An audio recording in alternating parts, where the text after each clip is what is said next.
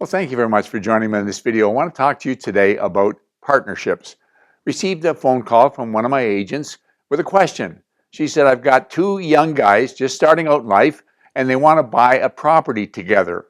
Can they? Well, depending on their economic situation, the answer to that question is yes, but maybe the better question is, should they?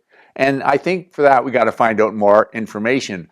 What's behind or what's prompting them to buy a property? Are they students and they want to live together and cut down the costs perhaps, or assure themselves they've got a consistency in where they're living? Are they buying an investment? What's going on? So we need to find that out. The reason I say that is because personally, I think partnerships can be dangerous. And here's why I say that. Marriages don't last. Statistically, better than 50% of marriages end in divorce. And so if people are in love with each other and have a deep commitment to each other in that respect, it doesn't last. What are the odds that a partnership where two people on a business relationship are going to last? You look at two young people and circumstances can change. One gets a girlfriend and moves out or decides they're going to move away. The other one decides they want to cash in the money, the equity they got in the house. They want their money out, and the other partner, who was hoping on having an investment, can't afford to buy them out. There's all kinds of things that can change in that kind of a situation. And I, as a landlord, if I get an application from two young people who want to go together and share the rent and move in, I won't rent to them. Because I think the odds are, and I try and play the odds, I think the odds are it's not going to be long term. And so I think partnerships are ideal if they are short term. I think they're ideal if there's a specific project in mind. I want you to imagine somebody who is a landowner, owns 100 acres of land, and it's within the urban boundary. Wants to see it develop, but doesn't know how to do that. Gets together with a developer, also gets together with a builder, also gets together with a real estate agent, and now together they can make it happen. The developer can take the land and create a plan the infrastructure, look at all the impost costs and so on, and then the builder can build the homes and the realtor can sell them.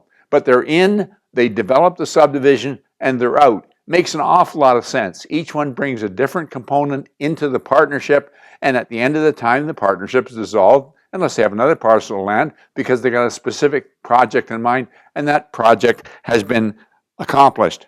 And so I think that partnerships should be purpose-driven, a specific thing you've got in mind. So it comes back to these two guys, young guys. They want to buy a house. And I'm going to say, what's your purpose? Is your purpose just because you figure that individually you can't afford a house, but you want to get into the real estate market? Is it because you're moving out of the house, your homes, and you figure it's better to own than rent? Is it because you're going to school and for 4 years you're going to be sharing this house, maybe even bringing in some other students to help defray costs, and then you're going to be selling it? Makes an awful lot of difference what your specific goals and plans in mind are. And then the other thing you need to take into consideration is how will you own the property? You remember when a husband and wife buy a property, they're joint tenants. But I would suggest these two young guys, if they're going to buy a property, buy it as tenants in common. What that means is it has the right of survivorship. And of course, somebody in their 20s isn't worried particularly about passing on, but they need to think about that always in terms of ownership. And if either one passes away, their interest in the property doesn't revert to the other, it goes into their estate. So that's important. The other thing that they can consider doing is they can consider setting up a corporation, for example, a numbered company. And then they each own shares in the numbered company. And it's easier when one wants to leave the partnership to sell some shares or transfer some shares or something else. You need to take a good look at the feasibility, if you're going to set up a numbered company, about financing. Is that going to be a problem? Make sure you've talked to a lender and got them on side before you go ahead with that route. But it is a possible route to go. And that brings me to the other thing I want to talk about, and that's something called a shotgun buy-sell. It's something that you want to have in business, you want to have in a business ownership or a bricks and mortar ownership. And that is what happens when the partnership's going to be dissolved. I want you to imagine two guys go together and they set up some kind of a business. They work together with it, it's working well, and then one partner wants to buy the other out. How do you establish what is a fair price to sell it and whether you're going to sell it or not. You build into the partnership a shotgun buy-sell. What that means is either party can initiate that shotgun by bringing an offer to the other one. He says, I'd like to buy you out, and here's the offer I'm going to make. Now, the thing that keeps everybody honest is the person who's receiving that offer has the option of either accepting it or matching it and taking it himself. So I'm not going to offer a minimal amount and have my partner buy me out by accepting that offer on his behalf. I'm going to try and make it as honest as I can.